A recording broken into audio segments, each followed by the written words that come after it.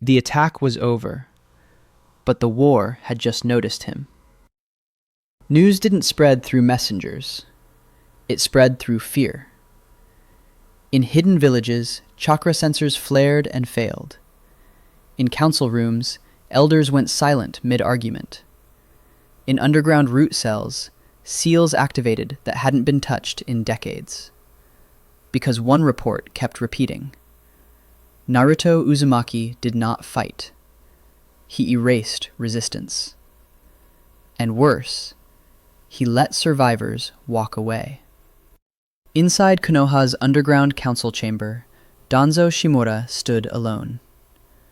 The room smelled of old paper, ink, and secrets. A root operative knelt before him, body shaking. "He didn't kill us," the operative whispered. "He looked at us like we weren't enemies." Danzo's cane tapped once against the stone floor. "Of course he didn't," Danzo said calmly. "Killing is loud. Mercy is destabilizing." The operative swallowed. "He told us to report back. To you." Danzo smiled faintly. Then he has already made his first mistake. Danzo turned toward the wall, where dozens of sealing scrolls were embedded. "The moment a symbol is acknowledged," he continued, "it becomes a throne." He raised his hand. "Prepare Phase 2. At the Fire Kingdom encampment, night fell unnaturally fast. Torches burned, but no one felt warm. Naruto stood at the edge of the camp, staring into the fire. He hadn't spoken since the battle. Behind him, the leaders of the Fire Kingdom waited. Not generals, not nobles, people who had lost everything. A scarred man stepped forward. "They'll come again," he said. "Stronger, smarter." A woman with burn marks down her arms added, "And when they do, the other villages won't stay silent." Naruto nodded. "I know." Another voice, quieter. "If we follow you, there's no going back." Naruto turned.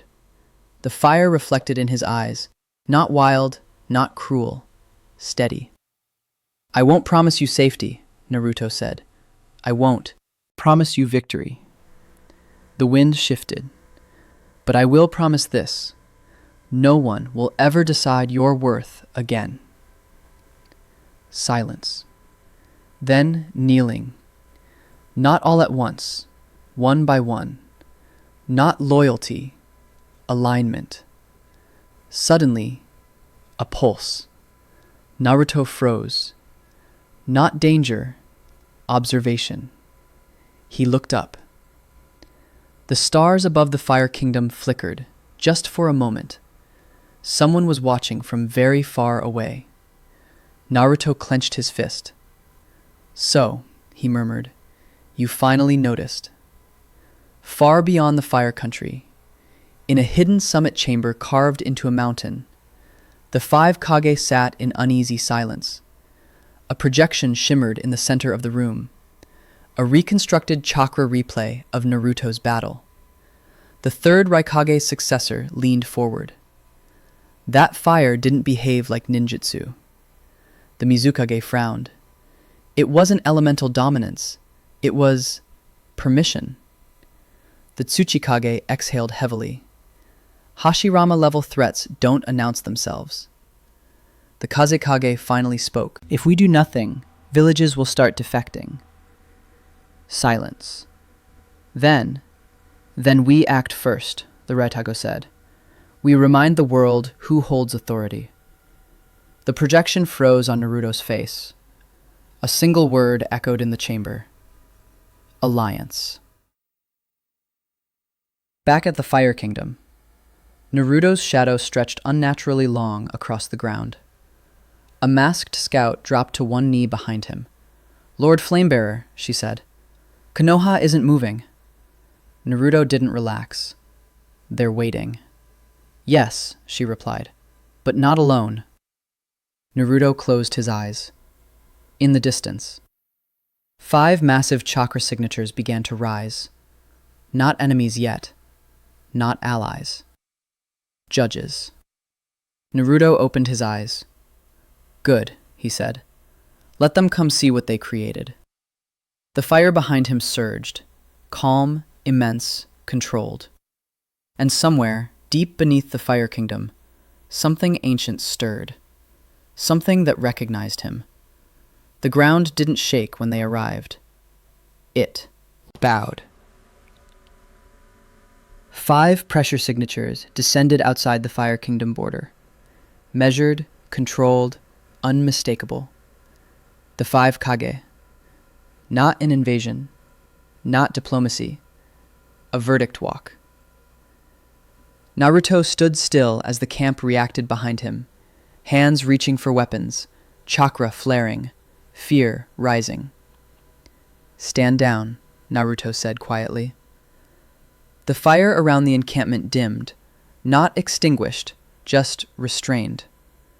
This is mine. They approached without escort. No armies, no banners, just authority condensed into flesh. The right Kage stepped forward first, lightning armor humming softly like a restrained storm. You've made quite the entrance, Uzumaki Naruto, he said. Burned root cells, broke seals, took territory. Naruto didn't bow. He didn't smile. You don't own what was abandoned, Naruto replied.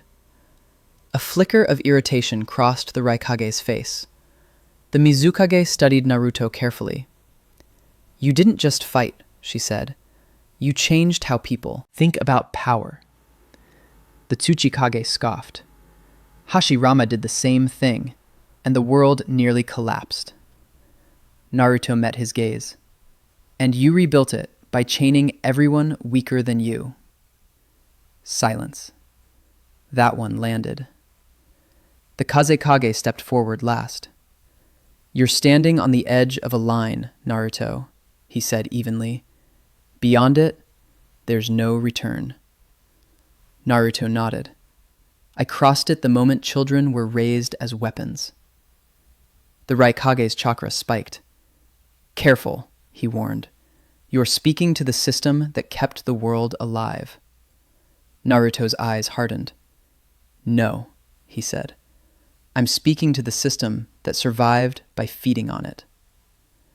The fire beneath his feet flared, then steadied, controlled, measured. Terrifying. Enough, the Tsuchikage said. This isn't a debate. He raised a hand. From behind the Kage, seals activated. A massive containment barrier slammed down around the Fire Kingdom perimeter, 5 layers deep, tuned to suppress chakra at its source. Inside the camp, people gasped as their chakra flow stuttered. Naruto didn't move. The Mizukage frowned. It didn't work, she whispered.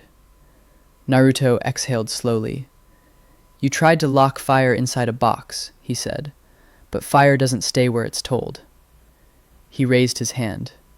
Not a jutsu, not a seal, just will. The flames across the Fire Kingdom changed color, deep crimson edged with gold. The barrier screamed. Cracks spiderwebbed across it.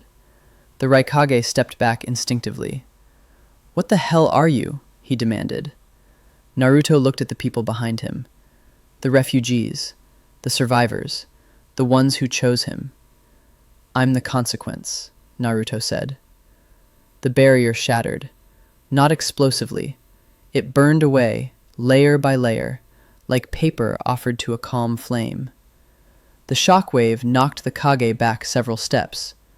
For the first time, they weren't in control of the field. The Kazekage raised his hand.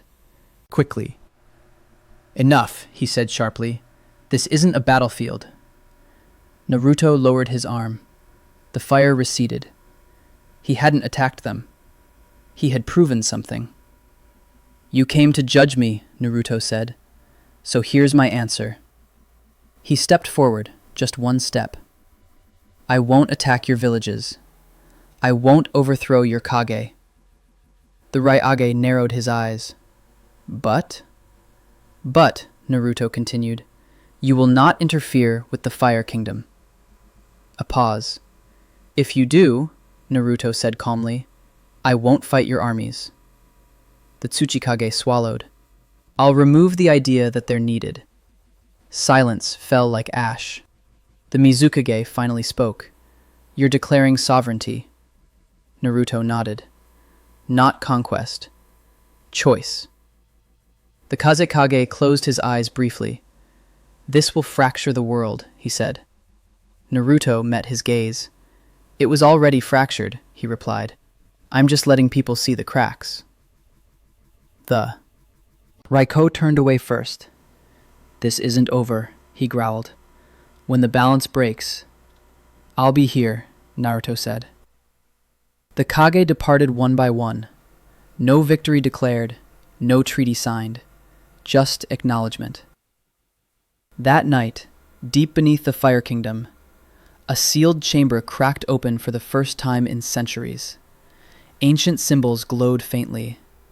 A voice, old, scorched, patient, whispered through the dark. So the Flamebearer has returned. Naruto felt it. A pull. A legacy older than villages, older than chakra systems. He looked toward the ground beneath his feet. And he's not alone this time. The fire flickered, not in hunger, in recognition.